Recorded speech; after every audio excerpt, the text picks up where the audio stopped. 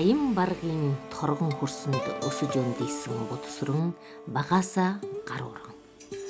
Хэнич нүдэнд өртмөргүй ялам гүхэн эдэ түүний уран гараар амьлаж хүн бүхний шохорхон бахархдаг сайхан бүтээл болчдөг нь гайхалтай. Дархан гэхшин би дархан болгоцоо тэгж боддог байсан шүү дээ.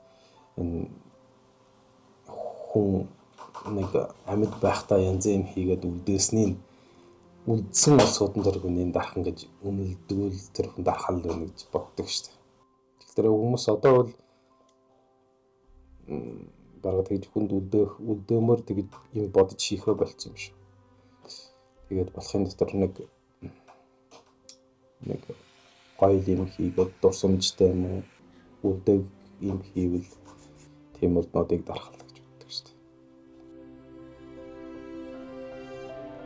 Хөрсөл хүрсэн газар хөл хурдаг гэдэгчлэн өөрмөж авьяас шинэлэг санаа нь уран гартай бодсүрэнгийн дархан болох хүслийн шуулгадагчээ.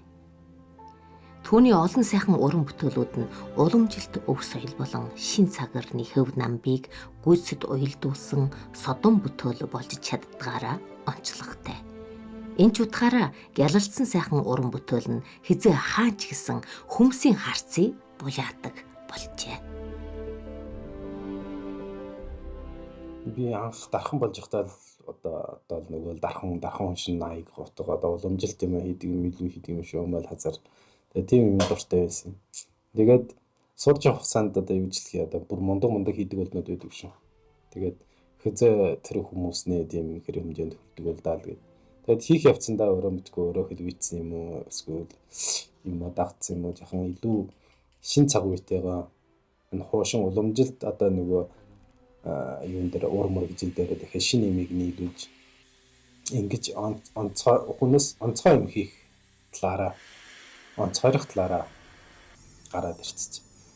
Яг тийм уламжилт юм уу одоо орчимдоо бол онцгойрч хийхгүй байна. Иймэрхүү юм байдаг шүү дээ. Энэ чинь ингээд гинжин урт болох юм бол баг Монгол хутганы хэлбэр болчих юм шүү. Одоо яг энэ уламжилт мөрөгжлийг одоо шинэ юм дээр тэгээд шинэ бидний шинэ хутга зүгээд гарч болохгүй тий одоо тийм болцсон үед энд хүж мөж хийгээд иймэрхүү юмар илүү хийдэг. Энэ жижиг юм уу ондоо хэлбэр янзын өөрчлөх юм уу хүмүүсээс нэр ингээд нэг бидний шинэ ингээд юм хийдэг болсон чинь хүмүүс дуурайгаад ахна гэсэн. Тэгэхээр тэр асуудал бас бидэнд яг тулгуу асуудал. Бид нар чинь ингээд юм шинэ хэм хийх дуртай юм шүү дээ. Тэгэхээр хүмүүс одоо шууд зүгээр ингээд бид нь одоо зүгээр хийсэн юм хүнд гайхлах юм шүү ингээд янз юмар тавьсныг харахаар хүмүүс шууд хуулаад адилхан хийчихнэ. Тэгээд өөрийнхөө юм болгоод. Яг амиат хийхээр авч хэлвэл тэ захтлаг өрөөд орохгүй болохгүй, тав харсалхгүй болохгүй, машинчлахгүй болохгүй. Тэгэхдээ ур мөрөгжилэл харуул зарим нэг хэсэг юм заавал гараа ингээд дагуулад уламжлаад авчихгүй болохгүй шүү дээ. Тэгэхдээ одоо нэг айлгэр хүүхэд шүү. Энэ бүх юм бодох юм бол нэг хэсэг юм таваарчлахгүй болохгүй л тий.